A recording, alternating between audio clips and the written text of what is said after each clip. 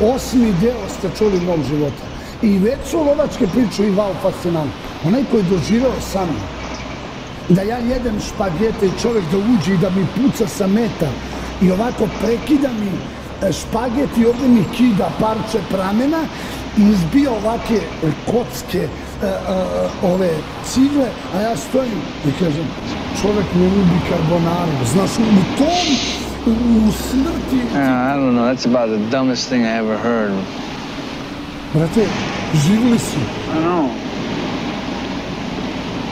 I onda oni ne veruju tu priču i zato kažu da su lovački ili izmišljene priče. I don't know, maybe I don't know either. Wait a minute now. You can have what you want.